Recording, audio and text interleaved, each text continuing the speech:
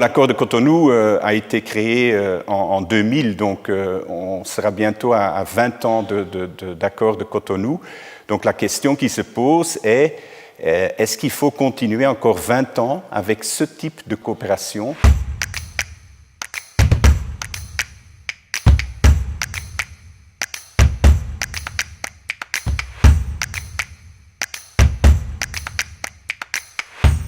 Qu'est-ce que nous avons vu avec les grands changements au niveau mondial, au niveau de l'Union européenne, au niveau des ACP, que 2 des 3 piliers, en effet, ne sont plus là.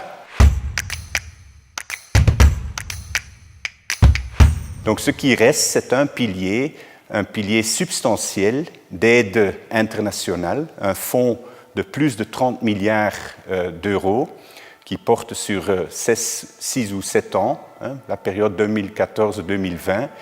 Et si on enlève cette aide, on se pose la question à l'STPM, ce qui en reste de cette coopération. Est-ce que le groupe ACP aura encore un rôle important à jouer au niveau mondial?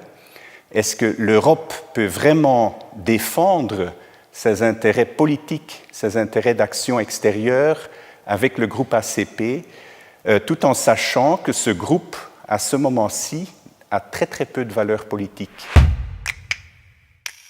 On ne peut pas mettre une pression sur des pays en développement pour réformer leur système d'État, pour réformer leur politique en matière de droits de l'homme, démocratisation et gouvernance, avec de l'aide, avec uniquement de l'aide. Ces pays ont des choix à ce moment-ci. Ils peuvent parfaitement se tourner vers la Chine, vers d'autres pays qui sont actifs au niveau mondial, notamment en Afrique. Et donc, les alternatives sont là. Et l'importance de l'aide et de la conditionnalité liée à l'octroi de l'aide est devenue beaucoup plus limitée que dans les années 70, les années 80 et autres.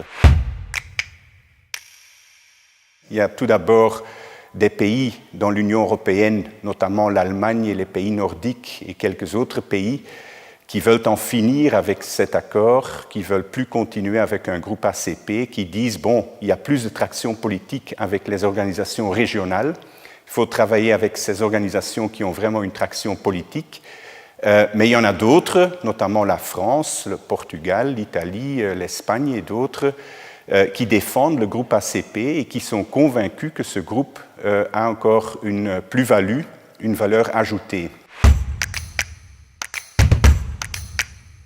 Donc la question qui se pose est, est-ce qu'un tel chapeau ACP a encore du sens et est-ce que ça ne complique pas la vie des régions, Comment est-ce qu'on trouvera la meilleure complémentarité entre les ACP, le groupe ACP et les régions? Est-ce qu'il n'y aura pas beaucoup de chevauchements, double emploi, beaucoup de questions institutionnelles qui se posent à cet égard?